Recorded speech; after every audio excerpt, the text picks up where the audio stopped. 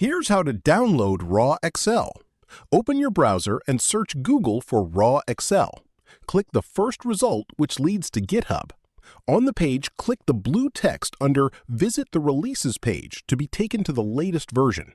Scroll down to the Assets section at the bottom and click the top document. It will be a zip file.